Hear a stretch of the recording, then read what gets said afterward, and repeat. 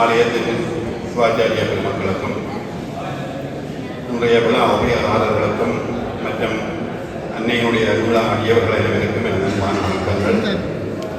இன்றைய 8ஆம் திருவிழாவிலே விசேஷமான ஒரு சமய சொற்பொழிவை ஆற்றுவதற்காக இங்கே சுவாமிநாத சர்மா வந்திருக்கிறார்கள். அவர் இந்த ஆலய சுற்றாடிலே இந்த மணற்காட்டு குடியிருப்பிலே உதித்தவர். இங்கே பல சிறந்த ஒரு கல்விமானாக திகழ்கின்றார். இவர் கவிதைகள் ஆற்றக்கூடிய வல்லமையும் சிறந்த பேச்சாற்றல் மிக்கவர். யாழ் பல்கலைக்கழகத்தில் விரிவுரையாளராகவும் கடமையாற்றிருந்தார். அத்துடன் ஆலயத்திலே பல ஆலயங்களிலே கும்பாபிஷேகங்கள் மகோத்சவங்களுக்கு சர்வசாதகராக கலந்து கொண்டு அந்த வைபவங்களை நெறிப்படுத்தி நிகழ்த்தியிருக்கிறார்கள்.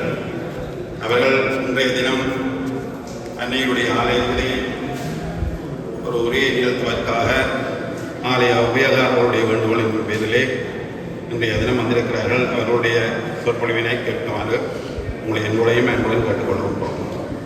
ஓம் சிவம் சிவகரம் சாந்தம் சிவாத்மானம் சிவோத்தமம் சிவமார்க்க பிரணேதாரம் பிரணதோஸ்மி சதாசிவம். கோகலியாண்ட குருமணிதன் தாழ்வாழ்க சதுர்புஜாம் நேத்ராஞ்ச करालवदनान्विताम् ज्वालोर्तकेशिनीं रक्तां कपालं कट्कञ्जपासिनीं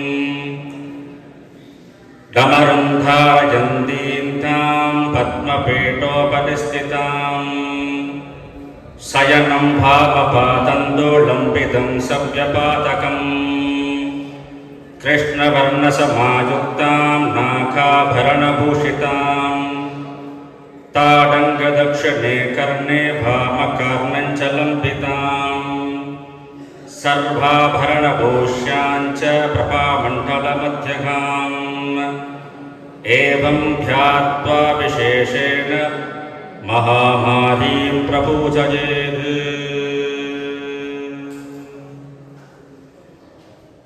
எல்லாம் வல்ல பரம்பொருளை பணிந்து எங்கும் வியாபித்திருக்கிற பெரும் பிரவாகமான இறையருள் சக்தி இந்த பாரம்பரியமான ஈழமணி திருநாட்டிலே எல்லா விதமான ஞான வளங்களும் பெற்ற காரைநகர் பதியிலே கும்பநாயகியாக வீட்டிலிருந்து அருள்மாறி பொழிந்து வருகின்ற மகா முத்துமாரி அம்பிகையினுடைய திருப்பாத கமலங்களை மனமொழிமைகளினாலே பணிந்து வணங்கி அற்புதமான இந்த ஆலயத்தினுடைய ஸ்தானிக சிவாச்சாரியராக மனம் வாக்கு காயம் திரிகரண சுத்தியோடு மந்திரகிரியா பாவனையோடு பணியாற்றி வருகின்ற எங்களுடைய சம்பந்த சிவாச்சாரியார் அவர்களுடைய பாதங்களை பணிந்து எல்லாவற்றுக்கும் மேலாக இந்த ஆலயத்தினுடைய மகோத்சவ குருவாக வருஷா வருஷம் விசேஷ குருவாக மிக சிறப்பாக இங்கே வந்து வழிபாடு கிரிகளெல்லாம் செய்து வருகின்ற எங்களுடைய சிவஸ்ரீ வரத ராஜேஸ்வர பொருட்களையா அவருடைய திருப்பாத கமலங்களையும் பணிந்து அத்துணை அந்தன விப்ரஷ்டேத்தர்களையும் வணங்கி இந்த ஆலயத்தை மிக சிறப்பான வகையிலே ஒழுங்கமைவு செய்து வருகின்ற பரிபாலன சபையை சார்ந்த ஆன்மீக பெரியவர்களே, உபயகார பெருமக்களே, குறிப்பாக இந்த 8ஆம் திருவிழா உபயகாரர்களே, மங்களவாத்திய கலைஞர்களே, திருமுறை கலைஞர்களே, தொண்டர் பெருமக்களே, உலகர்களே, ஒளியொளி அமைப்பாளர்களே, எல்லாவற்றுக்கும் மேலாக இந்த பிரதேசத்திலே பரம்பரையாக தோன்றி காலாதி காலமாக இந்த கும்பநாயகியை வழிபாடு செய்து வருகின்ற மீளா அடியவர்களே, பக்த கோடிகளே, உங்கள் அனைவருக்கும் எல்லாம் வல்ல அம்பிகையினுடைய தனிப்பெரும் கருணை பேரருள் கிடைக்க வேண்டும் என்று பிரார்த்தித்துக் கொள்கின்றோம். அற்புதமான இன்றைய ஒரு நாளிலே உங்களோடு சேர்ந்து சில நிமிடங்கள் இறை அனுபவங்களை சிந்திக்கிற வாய்ப்பு குருவருளாலும் திருவருளாலும் கிடைத்திருக்கிறது. அவற்றிற்கு மனமார்ந்த நன்றிகள். ஏன் இந்த குருவருளால் என்று சொன்னால் உங்களுக்கு தெரியும், எங்களுடைய வாழ்க்கையில தாரமும் குருவும் தலை விதிப்படி என்று ஒரு பழமொழி இருக்கிறது. தாரம் என்றால் தனியாக மனைவியில் எடுக்கப்படாது. மனைவிக்கு கணவன் அமைவதும் கணவனுக்கு மனைவி அமைவதும் விதிப்படிதான். நாங்கள் எவ்வளவுதான் முயற்சி செய்தாலும் அது என்னுடைய தலை விதிப்படிதான் அமையும். சில பேருக்கு அது வரவாக இருக்கும், சில பேருக்கு அது சாபமாக இருக்கும். அது அவரவருடைய எண்ணங்களை பொறுத்தது, தவிர்க்க முடியாது. என்றால் இந்த உலகத்திலே பிறந்த நாங்கள் எல்லா வினைகளையும் அனுபவித்துத்தான் கடக்க வேண்டும். அவர் துன்பங்களை அனுபவித்துத்தான் கடக்க வேண்டும் என்றால் பேத்தியன் கடவுளை கும்பிட வேண்டும். ஒரு கேள்வி வருதா இல்லையா? கடவுளை கும்பிட்டாலும் துன்பம் வராமல் போகாது. அப்படி யாரும் தப்பாக நினைக்கிறாங்க. கடவுளை கும்பிட்டா துன்பம் வராதுன்னு தவறாக நினைக்கக்கூடாது, அது தவறு. என்னால் எங்களுடைய சமயம் உலகத்திலேயே உச்சமான சமயம் என்பது இந்த உண்மையை புரிந்ததால் தான். அப்ப துன்பம் வரும், கடவுளை கும்பிட்டாலும் துன்பம் வரும் என்றால் பேத்தியே கடவுளை நாங்கள் கும்பிட வேண்டும் என்று கேட்டால், அன்புக்குரியவர்களே, அந்த துன்பத்தின் வலி தெரியாமல் கடந்து போகிற மன வல்லமையை கடவுள் தருவார். அவ்வளவுதான். ஏன்னா நாங்கள் பிறக்கிற பொழுதே எங்களுக்கு எல்லாம் அனுபவிக்க வேண்டும் ஏற்கனவே ப்ரீ பிளான் திட்டமிட்டாகிவிட்டது. அந்த வகையிலே தாரமும் குருவும் தலைவிதிப்படி என்பது போல உங்களுக்கு இங்கே ஸ்தானிக குருவாக சம்பந்த சிவாச்சாரியரும், இங்கே விசேஷ மகோத்சவ குருவாக எங்களுடைய ராஜேஸ்வர குருக்களை அவர்களும் இருக்கிறார்கள். என்னை கேட்டால் நான் சொல்வேன், நீங்கள் செய்த புண்ணிய பேறு அவர்கள் குருக்களாக உங்களுக்கு இங்கே வருகிறந்திருப்பது.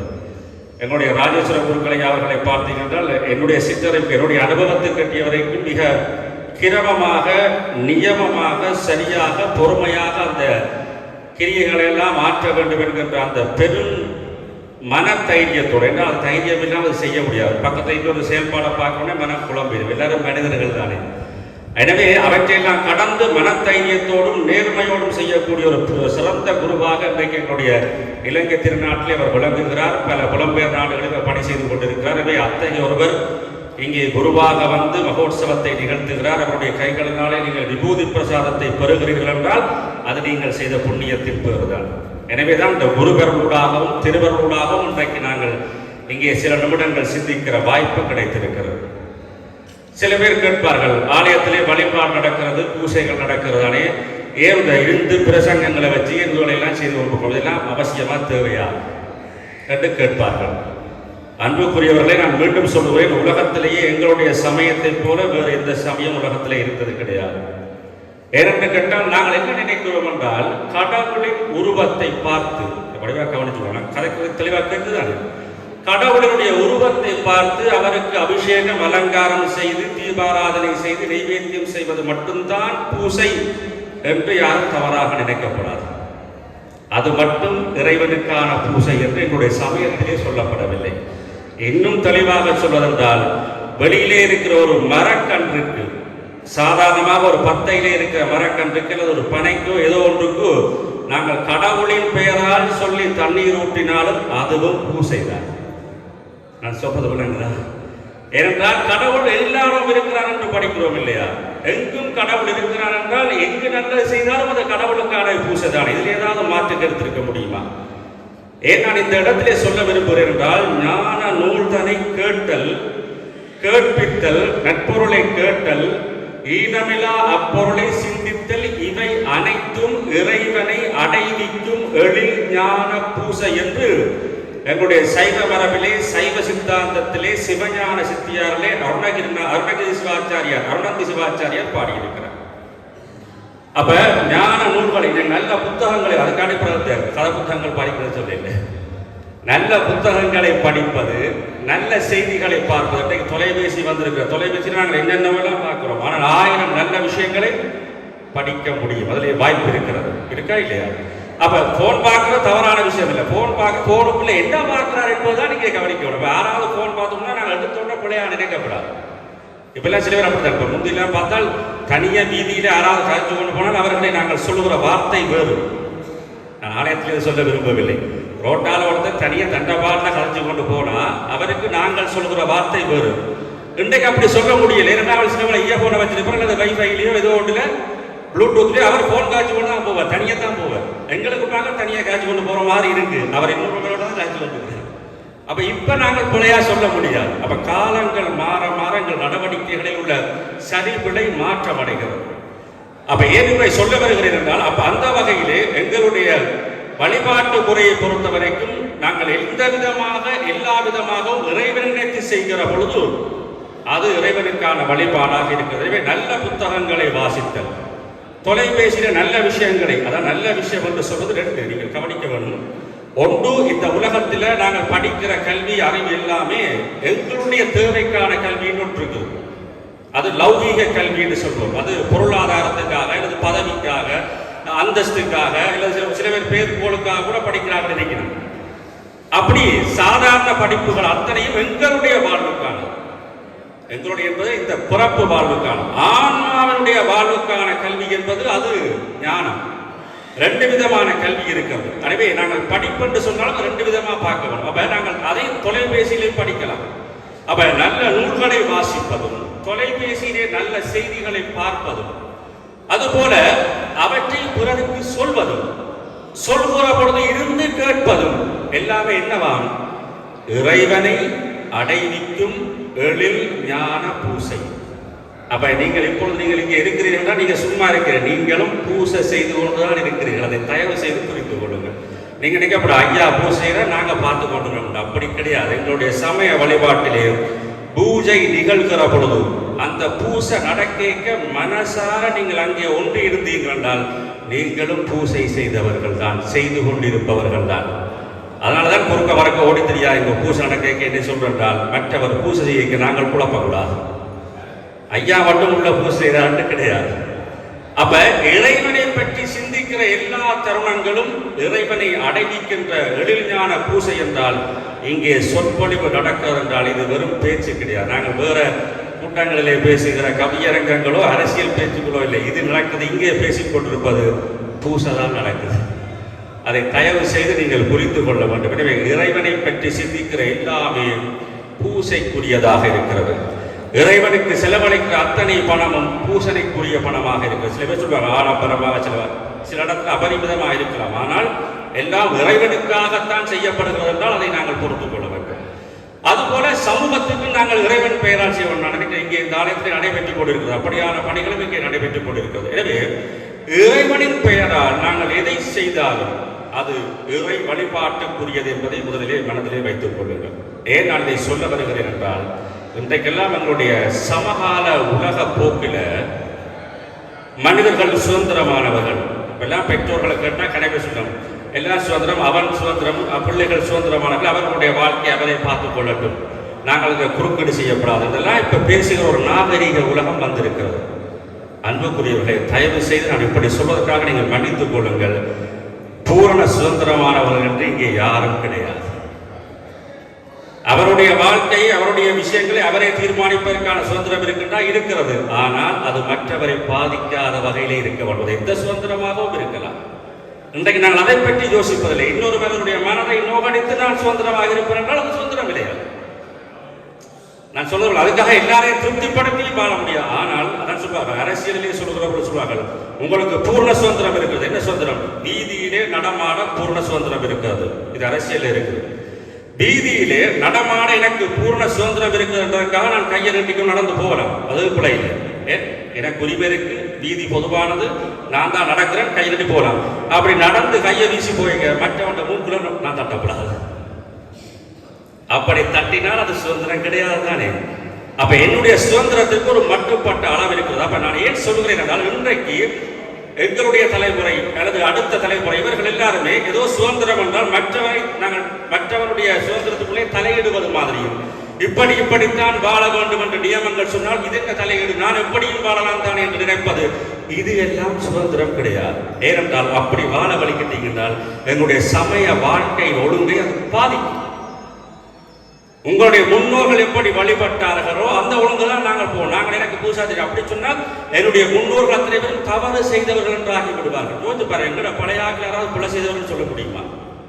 இன்றைக்கு இத்தனை பனைகளை நாங்கள் காரணங்களில் பார்க்கிறோம். எவ்வளோ பெரிய பலம்! நீங்க யோசிச்சு பாருங்க, இந்த பனையார் நாங்களா வச்சுனாங்க, நாங்கள் நட்டோமா? எங்களுடைய அப்பா அம்மா தாத்தா பாட்டி தான் நட்டுகிறார்கள். அவர்கள் நடையை யோசிச்சு பாருங்க. அவர்கள் நடுகிற பொழுது இந்த பனையாலே தனக்கு பயன் பெறும் என்று நினைத்து நட்டிருப்பார்களா? ஒரு பனையாக குறைஞ்சு 7 வருஷத்துக்கு பிறகு பலன் தர துவங்கும். அப்ப யோசிச்சு பாருங்க, எனக்கு பயன் தராது, ஆனாலும் நான் நடுகிறேன். ஏன் தெரியுமா? என் பிள்ளையின் பிள்ளைகளுக்கு அது பயன் கொடுக்க போகிறது. இப்படி ஒரு மனம் உள்ளவர்கள் எப்படி தவறு செய்திருப்பார்கள், எப்படி விளக்கம் இல்லாமல் இருப்பார்கள். இன்றைக்கு நாங்கள் கொக்கோ கோலாவை வாங்கி குடிச்சிட்டு போறோம். எங்களுக்கு அடுத்த சந்ததிக்கு பணை இருக்க மாட்டோம். நாங்கள் நட்டாத்தானே. நான் சொல்றது விளங்குதான். அப்ப இந்த பாரம்பரிய தொடர்ச்சி சமய வழிபாட்டிலும் இருக்கிறது. எனவே எனக்கு சுதந்திரம் இருக்கிறது, நான் தீர்மானிப்பேன். இப்ப நாங்கள் கூட படிக்கிறோம். இன்றைக்கு இணையதளத்திலையும் வலையொலியிலும் புதுசா எல்லாம் சமயத்தை பற்றியே நிறைய கதை சொல்றாங்க.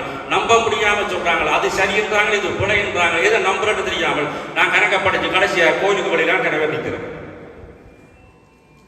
இதைத்தான் நான் சொல்லுவாங்க. இது சுதந்திரம் கிடையாது. எங்களுடைய பாரம்பரிய மரபு ஒழுங்கை பேண வேண்டும். ஏன் இந்த இடத்துல நான் பெருமையோடு சொல்கிறேன் என்றால், எங்கள் ஈழமணி திருநாட்டிலே பாரம்பரியங்களை பேணுகின்ற பெரும் தனித்துவமிக்க ஊர்களுக்குள்ளே காரை நகருக்கு தனித்துவமான பெரும் பெருமதி உண்டு. அதை நான் எங்கும் உலகமெங்கும் பார்த்து வருகிறேன். சும்மா நகைச்சுவையா சொன்னா என்ன, உலகத்தில் எத்தனை நாட்டுக்கு போனாலும் காரணராகளை பார்த்தா குறிப்பா எங்களால் கண்டுபிடிக்க முடியும். என்றால் அவர்களுடைய நடை உடை பாவனையிலிருந்து பேசுகின்ற முறை, பழகுகின்ற அனுபவம். இப்படி சொன்னா மற்ற ஊருக்காரர் கோபிக்கப்படாது. ஒவ்வொரு ஊருக்கும் ஒரு சிறப்பு இருக்கு. அதைத்தான் நான் சொல்றேன். அப்ப அவர்களுடைய படிப்பு, கதைக்கிற முறையிலிருந்து எல்லாவற்றிலையும் அதை தாண்டி எப்பொழுதும் நான் அதிசயமாக பார்ப்பது, எங்கேயுமே அவர்கள் தங்களுக்குள்ளே சேர்த்துக் கொள்வார்கள். அது எங்கேயும் கிடக்கு. எங்கேயாவது ஒரு புங்குடுதும் அப்படித்தான். எங்கேயாவது ஒரு சங்கத்தை ஆரம்பிச்சு விடுவாங்க தங்களை விளையாட்டு. இது ஒரு தனித்துவத்தின் அடையாளம். அப்ப இந்த பெருமதி மிக்க இந்த மண்ணிலே உங்களிடம் நான் விரும்பி கேட்டுக்கொள்வது, இந்த பாரம்பரியத்தை தொடர்ச்சி அறாமல், அதாவது இடைவிட்டு போகாமல் தொடர்ந்து பேணுவதற்கு உங்கள் பிள்ளைகளுக்கு சொல்லிக் கொடுங்கள். ஏனென்றால் நான் திரும்ப சொல்றேன், நாங்கள் என்ன நினைக்கிறோம் என்றால் எல்லாம் நாங்கள் செய்கிறோம், எங்களால் முடியும் என்று நினைக்கிறோம். நாங்கள் தான் எல்லாம் செய்கிறோம் என்று நினைக்கிறோம். இந்த எண்ணமே வழிபாட்டை பொறுத்த வரைக்கும் தவறானது. உதாரணம் ஒரு சின்ன கதை சொல்றேன். ஒரு மதுசார பிரியர் இருந்தார். நான் என்ன சொல்ல வரந்த விலங்கு தானே. ஒரு நாளாந்தம் தொடங்கி 24 மணி நேரம் மதுவிலேயே அவர் இருப்பார்.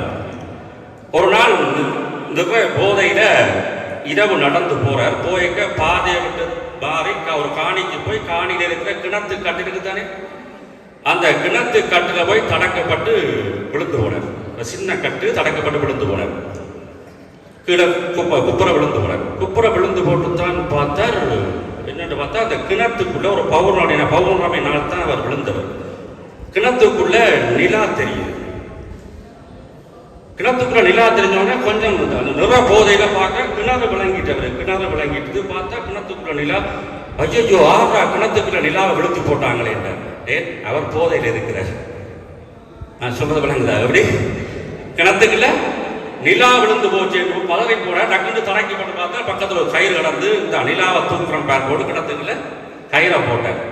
கயிறை போட்டு முழு வரியில நிற்கிறார். கயிறை போட்டு நிலாவை சொல்றார், பார்த்து கிணத்துக்குள்ள இருக்கிற நிலாவை பார்த்து கைத்தப்பொடி ஏன்னா கைத்தை பிடிச்சதில் தூக்கலாம். அது நிலாவை கிணத்துக்கு சிங்க தூக்க போகும். சொல்றது வழங்க. அப்ப கைத்தப்பொடி தூக்குவோம் தோடு கைத்தை பிடிச்சு போட்டு இழுத்தா அது கயிறு பிடிபடாதானே. அப்போ திரும்ப கயிறு பிடிக்கிறது, இவர் திரும்ப விழுந்து போயிடும். திரும்ப தடக்கப்படுற கயிறை பிடிச்சி திரும்ப உள்ள போடுவார், விழுந்து போயிடும். இப்படியே 2-3 செய்து 3ஆவது 4ஆவது கயிறு போடுகிற பொழுது அந்த போடுற கயிறு என்ன ஆகி போச்சுன்னு சொன்னால், கிணத்துக்கிட்ட கீழே இருந்து ஒரு மரச்செடியில சிக்குப்பட்டு, கயிற்றுல நுனி கீழே சிக்குப்பட்டோன்னு இழுத்து பார்த்துக்க வரையில கயிறு ரைட். அப்ப நிலா கைத்தை பிடிச்சிட்டு எடி தூக்க நிலா மேல வந்துடும். அப்ப நிலாவை தான் காப்பாற்ற போறாரு. யாரு? கிணத்துக்கு விழுந்த நிலாவை தான் காப்பாற்ற போறோன்னு பிடிச்சு இறுக்கி இழுக்க கயிறு அறந்து இவர் மல்லாக்க விழுந்தார். நான் சொல்ற காட்சி விளங்குறதை நீங்க சீனா யோசிப்போம். கயிறு அறந்து கயிறு விழுந்தவர் மல்லாக்க பார்க்க விழுந்து மேல பார்த்தா மேல நிலா ரைட். நிலாவை தூக்கி மேல விட்டுட்டார். யாரு? இந்த போதை ஆசாமி. ஏன் நான் சொல்கிறேன் என்றால், இப்படித்தான் நாங்கள்லாம் எல்லோரும் செய்தோம் என்று அவர் போதையில செய்த மாதிரி நாங்களும் இந்த உலக போதையில இருந்து கொண்டு இதை நான் தான் செய்தேன், இதை நான் தான் தூக்கி விட்டேன், இவரை நான் தான் காப்பாற்றினேன், இவருக்கு நான் தான் படிப்பிச்சேன், என்னால முடியாது எதுவும் இல்லை என்று நாங்களும் மாயை என்கிற போதையிலே இருக்கிறோம். உண்மை அது இல்லை அன்புக்குரியவர்களே. கடவுள் எங்களை வைத்து செய்விக்கிறான். இது அந்த வச்சு செய்கிறது நான் சொல்றது விளங்குதா? ஏனென்றால் இறைவன் நினைக்காமல் எங்களுக்கு எந்த காரியமும் நடக்கப் போவதில்லை. இறைவன் நினைக்காமல் எங்களுக்கு எதுவும் நடக்கப் போவதில்லை. அப்ப நாங்கள் என்ன செய்யலாம் என்றால் அந்த இறைவனிடம், இறைவா என்னை உன்னிடம் ஒப்படைக்கிறேன், நீயே பார்த்துக்கொள்ள. அவருக்கு தெரியும் எனக்கு என்ன தர வேண்டும் என்ன தரக்கூடாது. நான் ஏதாவது அப்ளிகேஷனை போட்டால் அதுக்கு நான் தான் பொறுப்பு. நான் சொல்ற விளங்குதா?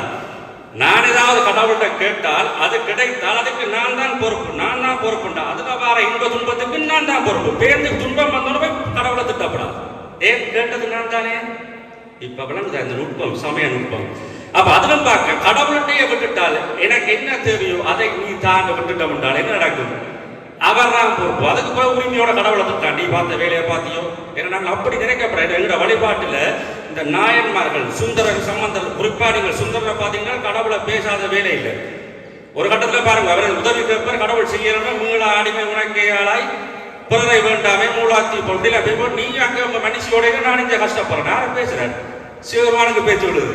உனக்கு என்ன, நீ அங்க மனைவியோட இரு என்ற பாட்டை பார்த்தியா? ஏன் அந்த உரிமை எப்படி வருகிறென்றால் என்னையே உங்கள்கிட்ட கொடுத்து தந்தது என்னை கொண்டது என்னை சங்கரா ஜார்களோ சதுரர் என்றா என்ன, நான் என்னையே தாரன், நீ உன்னத்தார. இதுல யார் கட்டிக்காரன்? நான் தான் கட்டிக்காரன். நான் சாதாரண ஆள், நீ உன்னையே தருகிறாய் பார்த்தியா? அப்ப நான் தான் கட்டிக்காரன். அப்ப இந்த நுட்பம் தான் நம்முடைய சமய வாழ்விலே உச்சம். எனவே பூரண பக்தி என்பது எங்களுடைய மதுசூர சிவாச்சாரியர்கள் தான் அவர்களை வரவேற்றுக் கொண்டு எங்களுடைய பூரண பக்தி என்பது இதுதான். அப்ப இந்த பக்தி இருக்கிற போது நாங்கள் எதுக்குமே கவலைப்பட தேவையில்லை. ஏன்னால் அவர் பார்த்துக் கொள்வார், எங்கள் நம்பிக்கை வரும். ஏன் இந்த இடத்திலே சொல்கிறேன் என்றால், இந்த ஆலயத்துக்கு வருகிறவர் நான் உணர்ந்து கொள்கிறேன், நீங்கள் உணர்வீர்கள் நம்புகிறேன். நீங்கள் காலங்காலமாக இங்கே வார நீங்கள் ஏரிய கோயில்களோடு பார்க்கிற பொழுது இந்த ஆலயத்திற்கு வருகிற பொழுது உங்களை அறியாமலேயே மனம் ஐக்கியப்படுகிறது. ஓமா இல்லையா? இப்போ தமிழகத்துல எல்லாம் பல கோயில் இருக்கும். ஆனால் நாங்கள் திருவண்ணாமலைக்கு போயிட்டு ஒரு வித்தியாசமான ஒரு அதிர்வலை அங்கே இருக்கும். ஏனென்றால் அது ஒரு ஞான பண்ணை. அப்படித்தான் இங்கேயும் நான் பார்க்கிறேன். இந்த ஆலயத்திற்கு வருகிற பொழுது அது ஆக்கள் இருக்கிற நேரம் வரதை விட என்ன கண்டால் ஆக்களே இல்லாமலே வந்து கும்பிட்டு பாருங்க. அதில் இருக்கிற ஒரு மன அமைதி இருக்கு பாருங்க, அது உச்சமானது. ஏன்னா நான் பல தடவை வந்து கும்பிட்டு செல்கிற ஒரு ஆள். சின்ன வயதிலே இந்த வீதியில் விளையாடி அனுபவம் எனக்கும் உண்டு.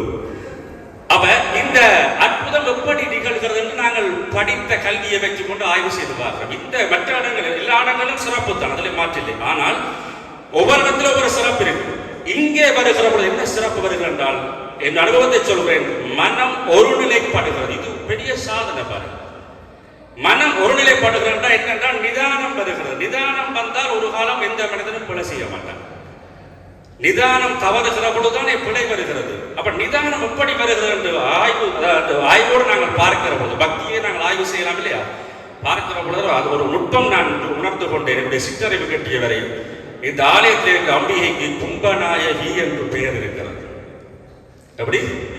கும்பநாயகி என்று பெயர் இருக்கிறது. நீங்கள் கேள்விப்பட்டிருப்பீர்களோ தெரியவில்லை. இந்த கும்பநாயகி என்றால், கும்பம் என்றால் எங்களுடைய வழிபாட்டியலிலே பல பொருள் அர்த்தங்கள் உண்டு. ஆனால் மிக முக்கியமாக 2 அர்த்தங்கள் இருக்கிறது. ஒன்று, கும்பம் என்றால் பூரணம் என்று பொருள். ஏன் நாங்கள் நிறைகுடம் என்னது வைக்கிறோம்? பூரணமாக இருப்ப நிறைகுடம் என்ன? பூரணமான குணம். அப்ப இங்கே வருகிற பொழுது உங்களுக்கு இருக்கிற வரவு செலவு கணக்கு, நன்மை தீமை கணக்குகள், லாப நட்டங்கள் எல்லாத்தையும் கடந்து ஒரு பூரணமான மனநிலை இங்கே வரவேற்றால் அம்பிகை கும்பநாயகியாக பூரணமாக இருக்கிறாள். பிள்ளையாருக்கும் அதான் சொல்றது பூரணம் என்று சொல்லுவோம். பிள்ளையார் வயிறை சொல்வது பூரணம். அதனால மோதிரத்துக்குள்ள வைக்கிறதுக்கு பேர் பூரணம் என்று வச்சாங்க. ஒரு சமய வழிபாடுகளே பல நுட்பங்கள் இருக்கிறது. எனவே இந்த வழிபாட்டை பொறுத்த வரைக்கும் இதுக்குள்ளே நான் பார்க்கிறேன், இந்த வார்த்தைக்குள்ளே இது கும்பம் கும்பநாயகி என்கின்ற வார்த்தைக்குள்ளே விஞ்ஞானம் இருக்கிறது. அன்புக்குரியவர்களே, எப்படி விஞ்ஞானம் இருக்கிறது? எங்களுடைய உடலியல் வாழ்வியல் இருக்கிறது, தத்துவம் இருக்கிறது. உச்சமான தத்துவம் இருக்கிறது. அப்ப கும்பம் என்றால் சாதாரணமாக பல அர்த்தங்கள் உண்டு. 2 அர்த்தங்கள் இருக்கிறது. ஒன்று என்ன? பூரணமானது என்ற அர்த்தம். அப்ப கும்பநாயகி நீங்கள் கும்பிட வருகிற பொழுது சிலவன் நினைக்கிறேன், நீங்கள் என்ன பிரார்த்திக்க வரணும் நினைச்சு கொண்டு வந்தீங்களோ அது கூட மறந்து போயிடும் என்றால் பூரணமாக இருப்பீங்க. அப்படி இருந்தால் அது உச்சமான பக்தி என்று நான் நம்புகிறேன். எனவே கும்பம் என்றால் பூரணம் என்ற அர்த்தம். 2வதுதான் மிக உச்சமான அர்த்தம் இருக்கிறது. என்னவென்றால் சேர்த்தல், சேர்த்து வைத்திருத்தல் என்று பொருள். லயிக்க பண்ணுதல் என்று பொருள் கும்பம் என்றால். இப்போ நாங்கள் கும்பாபிஷேகத்துக்கு எல்லாம் என்ன சொல்கிறோம்? கும்பாபிஷேகம்னா நாங்கள் என்ன சொல்கிறோம்னா கும்பத்தை எடுத்து அபிஷேகம் பண்ணுறதுன்னு சொல்கிறோம். அது உண்மை, அதில் மாற்று கருத்தில். ஆனால் தத்துவமாக என்ன அர்த்தம் என்றால், கும்பத்தில் இருக்கிற அந்த இறை சக்தியை பிம்பத்துடன் சேர்த்தல், சேர்த்தலுக்கு தான் கும்பகம் என்று பேர், கும்பம் என்று பேர். ஏன்னா 2 கையை நீங்க சேர்த்தா கும்பிடுதல் என்று சொல்றோம். அதான் கும்பிடுதல், கும்பம், கும்பகம். இப்ப வழங்குதா? அப்ப கும்பகம், கும்பிடுதல், கும்பம் என்று சொல்கிற பொழுது சேர்த்தல் என்கின்ற ஒரு பொருள் பெறும். அப்ப கும்பநாயகி நீங்கள் பார்க்கிற பொழுது உங்களை அறியாமலேயே உங்கள் மனம் அங்கே சேர்கிறது இல்லையா? அப்ப மனம் ஒடுங்கி லயிக்கப்படுகிறதா இல்லையா? அது ஒரு பெரிய ஆனந்தம். அதுதான் வாழ்க்கையிலே நிம்மதி. அப்ப இந்த கும்பகம் இப்ப நான் சொன்னது போல தத்துவமாக இருக்கிறது, விஞ்ஞானமாக இருக்கிறது, வாழ்வியலாக இருக்கிறது. அப்ப இந்த கும்பகம் எங்க பயன்பாட்டுக்கு வருது என்று பார்த்தீங்கன்னா யோகத்துல வரும். எந்த யோகம்? அட்டாங்க யோகம். சில பௌத்தமா இருக்கும், ஆனால் குறைக்கப்படாது. இதை புரிந்து கொண்டால் உங்களுக்கு அந்த புரிந்து கொண்டு அனுபவிக்கிற பொழுது அம்பிகையுடைய அருள் உங்களுக்கு இன்னும் விகாசமாக கிடைக்கும். அட்டாங்க யோகம் உங்களுக்கு தெரியும். அட்டாங்க யோகம் என்ன? 8 விதமான விஷயங்கள் இருக்கின்றன யோகத்தில், யோக நிலையிலே. இயமம், நியமம், ஆசனம், பிராணாயாமம், பிரத்யாகாரம், தாரணை, தியானம், சமாதி. சுருக்கமாக சொல்லி முடிச்சிருக்கேன். அதுல இயமம் என்றா என்னண்டா பெரிய விஷயம் ஒன்றும் கிடையாது. என்னென்னலாம் செய்யக்கூடாதுன்னு சொல்லியிருக்கிறாங்களோட பெரியவர்கள், அதை செய்யாமல் விட்டால் அது இயமம். விலக்கின ஒழித்தல் என்று அதுக்கு பேர். எதெல்லாம் விலக்கப்பட்டிருக்கிறது? பொய் சொல்லலாமா? சொல்லக்கூடாது. அப்ப விலக்கின ஒழித்தல். அப்படி நீங்கள் பொய் சொல்லாமல் நல்லவர்களாக தவறுகளை செய்யாமல் இருப்பதான் வாழ்க்கையில முதலாவது தகுதி நிலை. இன்றைக்கு தவறு செய்வதுதான் பெரியவர்கள் என்று முகநூல் வழியே ஆக்கி வைத்திருக்கிறார். எப்படி? தவறுகள் செய்யாமல் இருப்பதுதான் முதலாவது பெரிய நிலை. அப்ப அதுக்கு இயமம் என்று பெயர். அப்ப தவறு செய்யாமல் மட்டும் இருந்தா காணுமா வாழ்க்கையில? இல்லையே. தவறு செய்யாமல் இருந்தால் மட்டும் காணாது, நல்லதை செய்யவும் வேண்டும். செய்யாமல் இருந்தால் மட்டும் காணாது, நல்லதை செய்ய வேண்டும். அப்ப தவறு செய்யாமல் இருப்பதற்கு பெயர் இயமம் என்றால், நல்லதை செய்வதற்கு பெயர் நியமம். 2வது நிலை, யோகத்துல 2வது நிலை. அப்ப எப்போ நீங்க பாருங்க, தவறை செய்யாமல் நல்லதையே செய்து கொண்டிருந்தால் அவரால் நிம்மதியா ஒரு இடத்துல உட்கார முடியும். இருக்க முடியுமா? இருக்க முடியாது. இப்ப நீங்க நிறைய பேர் இருக்கிறீங்க, வீட்டை கறி என்ன குழம்பு என்ன டென்ஷன்ல இருக்கிறீங்களோ, அல்லது அண்ணா அவருக்கு தானே பரவாயில்ல நினைக்கிறீங்களோ, அல்லது மனதில் என்னென்ன யோசிக்கிறீங்களோ எனக்கு தெரியாது. ஐயோ பூசைக்கு நேரமாச்சு பாவி காய்ச்சி கொண்டு நினைக்கிறதுக்கு மாடு இருக்குது. அது தவறு கிடையாது. நான் சொல்றது விளங்குதானே? ஏன்னால் உங்களுடைய மனநிலை எப்படி இருக்கிறது என்பதை பொறுத்து. அப்ப நீங்க பதட்டமாக இருக்கிறீங்க என்றால் நீங்கள் ஏதோ தவறு செய்து கொண்டிருக்கிறீர்கள், அது விருப்பம் இல்லாமல் இருக்கிறீங்க என்று அர்த்தம். அப்ப எப்பொழுதுமே எவர் தவறு செய்யாமல் சொல்ல, மடியில கனமில்லாட்டால் வழியில பயம். தவறு செய்யாதவன் எதற்கு பயப்பட தேவையில்லை. தவறு செய்யாதவனை பற்றி யாராவது தவறாக விமர்சித்தா கூட அவன் பதில் சொல்ல போறதும் இல்லை. கனவே நீங்க பாக்குறேன், அன்றைக்கு ஊடகங்கள்ல பல பேரை போட்டு கிழிக்கிறாங்க, சில பேர் பேசாமலே இருக்கிறார்கள். ஓமா இல்லையா? நான் இன்னும் கொஞ்சம் உஷாரா சொல்லணும்னா, சில சிவாச்சாரங்களை பற்றி தவறாக சொல்லக்கூட அவர்கள் பற்றி பதிலே தவறு. ஏன்னா அவன் பேரே அவர் பார்த்து கொண்டிருக்கான். சொல்றது புரியுது.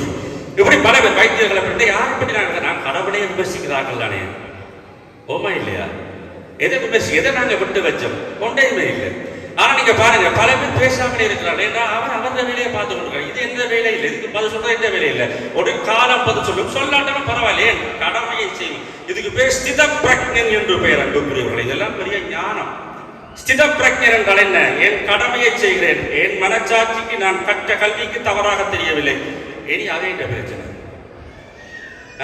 சொல்லுவாங்க. ஏதாவது பிரச்சனை நீங்கள் போய் ஓரமா விளையாடுங்க, நான் எங்கட வேலையை பார்க்கிறேன். அது மாதிரி. அப்ப எப்பொழுதுமே தவறை செய்யாதவர்கள், நல்லதை செய்பவர்கள் நிதானமாக இடத்தில் உட்கார இருக்க முடியும், நிம்மதியா இடத்தில் இருக்க முடியும். சோ யமம், நியமம், அதுக்கு பிறகு ஆசனம். ஆசனம் இடத்த நிம்மதியா இருக்கிறது. நிம்மதியா இருந்தா அப்புறம் என்ன செய்யணுமா? நிம்மதியா இருந்துட்டோம்னால் அதுக்கு பிறகு என்ற மூச்சை நான் அவதானிக்கணும். என்ற மூச்சை அவதானிக்கணும். மூச்சு சுவாசத்தை கட்டுப்படுத்துகிறது. அதுக்கு தான் பிராணாயாமம் என்று பெயர். எப்படி நீங்க பாப்பீங்க, சிவாச்சாரியர் எல்லாம் கிரியை தொடங்க முதல் என்ன தீர்த்தத்தை குடித்து கொடு, மூக்க குடித்து கொஞ்சம் இருப்பார். என்றால் அவர்கள் சில டென்ஷன்ல வேறொரு கோயிலிருந்து இன்னொரு கோயிலுக்கு வருவார்கள், அல்லது கோயிலிருந்து கோயிலுக்குள்ள வரைக்கே 2 பேர் ஏதாவது அதை சொல்லி அவற்றை மனதை போடுவார்கள். அப்ப அவர் என்ன செய்கிறார்? இவை எல்லாவற்றையும் கேட்டு மனக்குழப்பத்தோடு வந்த ஆச்சாரியார் ஆம பலகையில இருப்பார். ஆம பலகையில இருக்கிறார். ஆமையில பாத்தீங்கன்னா 5 2 கால் 4 காலோட தலையோட 5 இருக்கும். அந்த 5 ஒடுங்கினத்தான் ஆமோடு அடங்கி இருக்கும். அதுபோல் ஐம்புலனை வடக்கவனும் ஆச்சாரியர் என்பதற்காக ஆமப்பலகையில் உட்கார்ந்து விட்டு தீர்த்தத்தை குடித்து விட்டு பிராணாயம் செய்யறேன். இந்த வெடி பிரச்சனை எல்லாம் முதல்ல முடிஞ்சுட்டு என்ன வேலைக்கு வந்துடும் அதை நான் செய்ய வேண்டும் என்று பிராணாயாமத்திலே அவர் தன்னை ஒருநிலைப்படுத்துகிறார். அந்த பிராணாயாமத்துல தான் பாருங்க, முதல்ல இடப்பக்கத்தால மூச்சை உள்ளெடுக்கணும். இது ஒரு மெதட் திருமந்திரத்துல இருக்கு. உங்களுக்கு நான் புதுசாகவும் சொல்லல, திருமந்திரத்துல உள்ள சொல்றேன். இடப்பக்கத்தால மூச்சை உள்ளெடுத்து கொஞ்ச நேரம் அதை மூச்சை தம் கட்டி வச்சிருந்து பிறகு வலப்பக்கத்தால விடணும். இந்த இடப்பக்கத்தால உள்ள எடுக்கிற பாருங்க, எடுக்கிறதுக்கு பேர் பூரகம் என்று பெயர். எப்படி? பூரகம் என்று பெயர். இடகலை என்று இன்னொரு பெயர் இருக்கிறது. அந்த பூரகம் என்றால் இடப்பக்கத்தால இதுக்கு ஒரு கணக்கு வச்சுக்கலாம். இப்ப என்ன சொல்றது, இப்ப 16 நொடி காற்ற உள்ள எடுத்தீங்கன்னா 64 நொடி உள்ள தம் கட்டி வச்சிருந்து 32 நொடியில அதை வெளியில விடணும். இப்படியே செய்து கொண்டிருப்பீங்கன்றால் நீங்கள் இளமையோடு எவ்வளவோ காலம் வாழலாம் என்பது திருமந்திரத்தினுடைய தத்துவம். அதை பற்றி போனா நேரம் போயிடும். அப்ப இதுல இடப்பக்கத்தால காற்றை உள்ள எடுக்க சொல்ற பாருங்க, அதுக்கு பேர் ரேஸ் பூரகம் என்று பேர். பூரகம் என்று இடப்பக்கத்தால் காற்றை எடுத்து போட்டு உள்ள சேர்த்து வச்சுக்கிறோம் பாருங்க. எது? காற்றை உள்ள சேர்த்து வச்சுக்கிறோம் இல்ல, அதுக்கு பேர் தான் கும்பகம். இப்ப விளங்குதா? உயிர் ஆற்றலோடு ஆன்மாவை காற்றை சேர்த்து வைக்கிற கும்பகம் இருக்கு. அதற்கு நாயகியாக உங்கள் தேவி இங்கே வீற்றிருக்கிறார் என்றால் உங்கள் உயிர் மீது காப்பாற்றக்கூடிய ஆன்மாவை ரட்சிக்கின்ற மாபெரும் சக்தி உங்களுக்கு குலதெய்வமாக வாய்த்திருக்கிறது. இதை விட வேற என்ன பேர் வேணும்? அப்ப அந்த காற்றை சேர்த்து வச்சுட்டு பிறகு படிப்படியாக வலப்பக்கத்தால விடுகிறவில்லை, அதுக்கு ரேசகம் என்று பெயர். அப்ப இடகலை சுழுமுனை மத்தியிலே திங்களை வெளியில விடுறோம், இதற்கு பெயர் தான். அவ இதிலே சேர்த்து வைத்திருக்கிற பாருங்க, அதுதான் கும்பகம். கும்பநாயகி என்றென்றைக்கும் உங்களையும் சேர்த்து வைத்திருப்பாள், உங்களை நிதானப்படுத்தி வைத்திருப்பாள், உங்களை ஆற்றலோடு வைத்திருப்பாள், மனதை ஒருங்கிணைத்து வைத்திருப்பாள். பூரண சரணாகதியாக அந்த தாயை இருக்க பற்றி பிடித்துக் கொள்ளுங்கள். தாயை விட உலகத்திலே அன்பிற்கு வேறு எந்த சக்தியும் கிடையாது. அதனால் அந்த தாய் சக்தியாக இருக்கிற அந்த கும்பநாயகி முத்துமாரி அம்பிகை எல்லாரையும் ரட்சிக்க வேண்டும் என்று பிரார்த்தித்து, உங்கள் அனைவருக்கும் என்னுடைய அன்பான வேண்டுகை, உங்கள் அடுத்த தலைமுறையை இந்த வழிபாட்டியலோடு தயார்படுத்துங்கள். எல்லாரும் விஞ்ஞானிகளாக கேள்வி கேட்டுக் கொண்டிருக்கலாம், ஆனால் சமயத்திலே ஆன்மா ஐக்கியப்படுகிற பொழுதுதான் அந்த வாழ்வு சித்திக்கும் என்கின்ற செய்தியை சொல்லி தெய்வத்தின் திருவருள் கிடைக்கவும் எங்களுடைய சிவாச்சாரிய பெருமக்களுடைய குருவருள் கிடைக்கவும் பிரார்த்தித்து வாழ்த்தி வணங்கி அமைகின்றேன். அரஹர நம பார்வதி பதயே, அரஹர மகாதேவா.